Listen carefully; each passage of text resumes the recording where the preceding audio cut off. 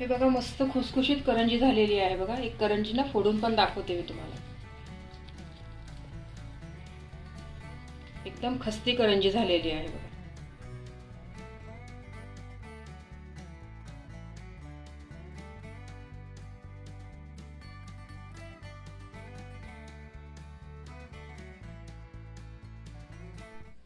नमस्कार, मी कविता, कविताच टेस्टी फूडमध्ये सर्व खवय्यांचे पुन्हा एकदा स्वागत करते। आज आपण खुसखुशीत मटार करंजी कशी करायची ते पाहणार आहोत।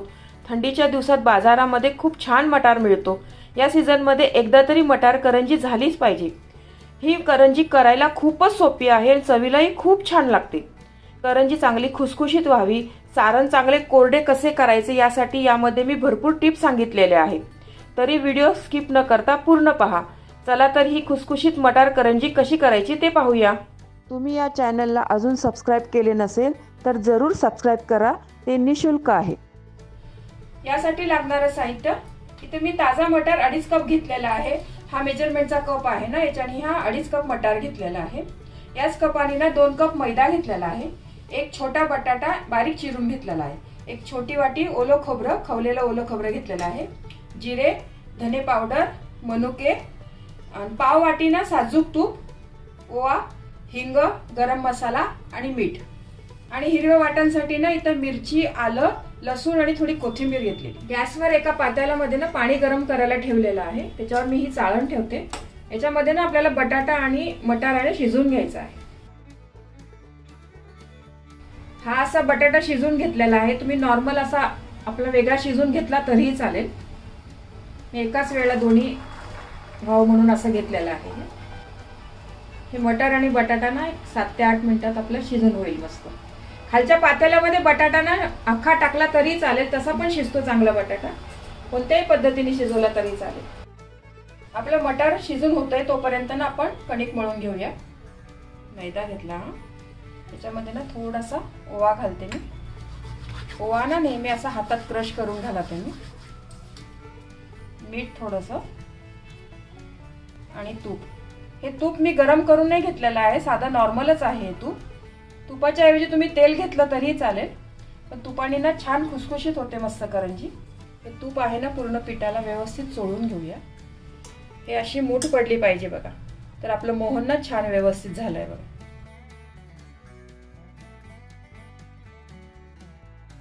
त्यात थोडं थोडं पाणी घालून एक घट्ट गोळा मळून घेऊया आपण। जास्त पातळ नाही मळायचं आपल्याला।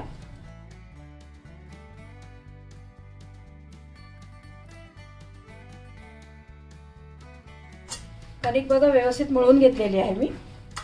इतकी घट्ट आहे बघा कणिक।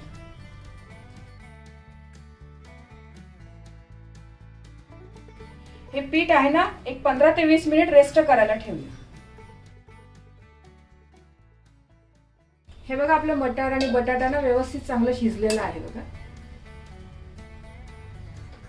बटाटा पण बघा चांगला मॅश झालेला आहे आणि मटार पण चांगला मऊ झालेला आहे। एवढं हे शिजवायला ना 8 ते 10 मिनिटं लागलेले आहे बघा मला। याच्यामध्ये ना जास्त मोठा बटाटा नका घालू तुम्ही, एक छोटाच बटाटा घाला।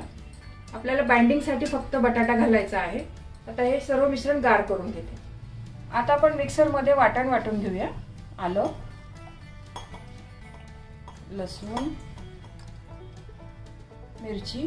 मिरची यामध्ये कमी जास्त तुमच्या आवडीप्रमाणे तुम्ही करू शकता। या करंज्या आहे ना फार तिखट नसतात।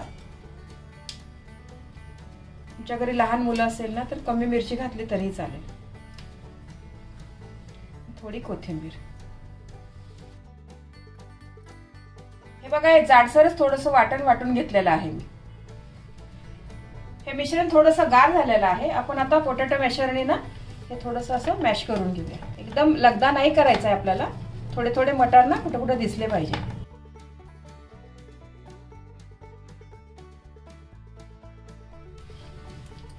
हे बघा हे सारण आहे ना मी असं मॅश करून घेतलेलं आहे। कुठे कुठे वाटाणे ना आपले अख्खे तसेच आहे बघा। आता आपण याचा मसाला तयार करून घेऊ। गॅसवर पॅन गरम करायला ठेवलेला आहे, त्याच्यात थोडंसं तेल घालते मी। तेल गरम झालेलं आहे बघा। याच्यात जिरं घालते मी, हिंग,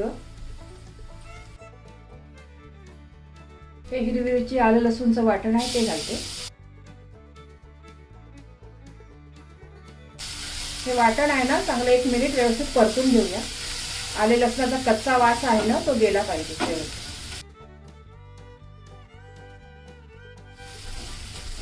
खूप सोपी आहे ही करंजी करायला आणि चवीलाही तेवढीच चांगली लागते. फार मसाले नाही आहे बघा याच्यामध्ये, आपले घरगुतीच बेसिक मसाले आहेत. हा मसाला चांगला भाजलाय आपला. याच्यामध्ये आता धन्याची पावडर, गरम मसाला, हा नारळाचा चव आणि हे मनुके. मनुके जरूर घाला तुम्ही, खूप छान लागतात करंजीमध्ये ना, थोडी आंबट गोड चव ना त्याची. 1 मिनिट परतून घेते व्यवस्थित. चवीपुरतं मीठ घालते. त्यानंतर हे वाटण घालते याच्यामध्ये.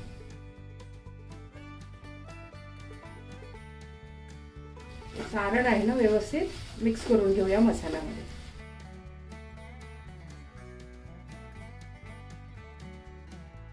हे सर्व सारण ना छान मस्त एकजीव झालेलं आहे बघा. आणि सारण आहे ना आपल्याला कोरडं करून घ्यायचं आहे चांगलं. ओलसर राहिलं ना तर मग करंजी आपली लवकर मऊ पडेल. त्यामुळे बटाटे आणि वाटाणा आहे ना तो एकदम कोरडं शिजवून घ्यायचा आहे आपल्याला. यामध्ये मी अर्धा चमचा आमचूर पावडर टाकते. मगाशी सांगायची राहून गेली होती माझी. तुम्ही आमचूर पावडरच्या ऐवजी निंबू टाकला तरी चालेल. दोघांपैकी एक काहीतरी टाका. त्यामुळे ना चटपटी मस्त टेस्ट लागेल आपली. थोडीशी कोथिंबीर. हे सर्व व्यवस्थित एकजीव केलेलं आहे. आता मी गॅस बंद करते. हा मसाला ना पूर्ण गार करून घ्यायचा आहे. गार केल्यावरच आपल्या करंजीमध्ये भरायचं. पीठ बघा आपलं छान मुरलं आहे आता. परत एकदा चांगलं चुरून घेते व्यवस्थित पीठ.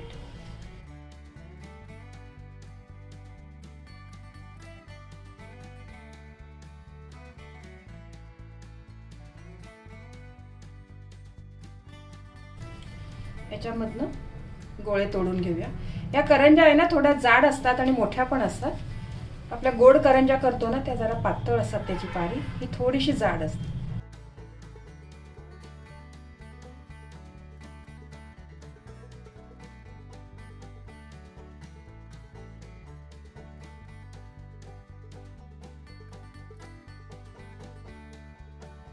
आपलं तुपाचं मोहन एकदम छान झालंय, त्याच्यामुळे अजिबात चिटकत नाहीये बघ.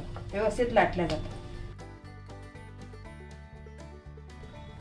करंजी तुम्हाला कसं लहान मोठी कशी करायची ना त्यानुसार तुम्ही लाटी घेतली तरी चालेल.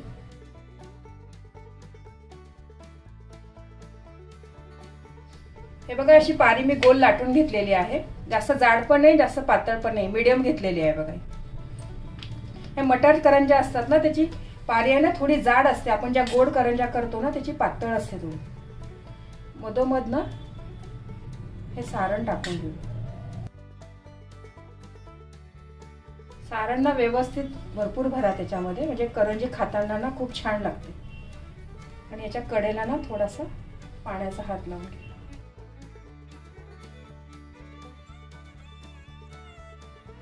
त्या सारणावर असा बोट ठेवून ना ही पारीवरची खालच्या पारीला चिटकून द्यायचं आणि व्यवस्थित दाबून घ्यायचं. त्यात हवा नाही राहिली पाहिजे. त्यात हवा जर राहिली ना तर मग करंजी आपली तेलात फुटू शकते. आणि असं व्यवस्थित दाबून घ्या.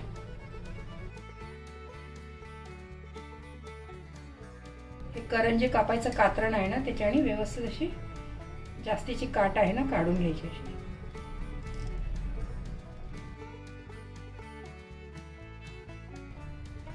हे बघा किती छान मस्त करंजी तयार झालेली आहे. याला आपण काट्याच्या चमच्याने ना हे असं डिझाईन पण करून घ्या. ही अशी डिझाईन दिसायला पण चांगली लागते आणि करंजी आहे ना तेलात अजिबात सुटत नाही असं केल्यामुळे. करंजी जर तेलात सुटली ना असं तर मग तेल पण खराब होतं, चांगली पण दिसत नाही मग. हे बघा मस्त करंजी झालेली आहे. इथे मी करंज्या थोड्या मोठ्या मोठ्या केलेल्या आहे. तुम्हाला जर लहान करायचे असेल ना तर तुम्ही छोट्या पण करू शकता. तर दिसायला ना थोड्या मोठ्या छान दिसतात म्हणून मी अशा केलेल्या आहे. करंज्या ना एका प्लेटमध्ये असं व्यवस्थित ठेवा आणि कॉटनच्या कपड्याने ना झाकून ठेवायला. हे वरची पारी आहे ना ती सुकली नाही पाहिजे.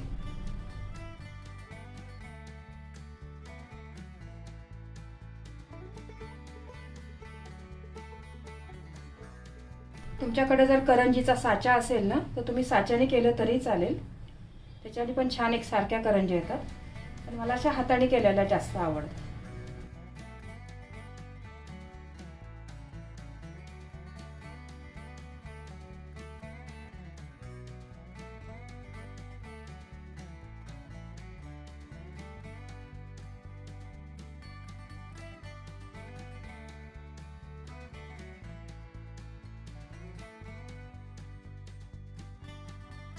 याच पद्धतीने मी सर्व करंज्या करून घेते. इतक्या या पिठामध्ये ना 17 करंज्या झालेल्या आहे बघा माझ्या या सर्व. आणि हे इतकं सारण ना उरलेलं आहे, हे 2 ते 3 करंजीचं सारण उरलेलं आहे. या सगळ्या करंज्या आहे ना मी कॉटनच्या कपड्याखाली झाकून ठेवलेल्या आहेत. आता आपण याला तळून घेऊ. कढईमध्ये तेल गरम करायला ठेवलेलं आहे बघा. तेल ना आपल्याला जास्त खूप गरम नको आहे, मीडियम पाहिजे. जास्त गरम तेलामध्ये जर करंजी सोडली ना तर लगेच वरनं लाल होईल आणि आतनं कच्ची राहील. आणि करंजी ना तेलामध्ये टाकताना नेहमी याचं तोंड आहे ना व्यवस्थित चेक करा, व्यवस्थित बंद आहे की नाही ते.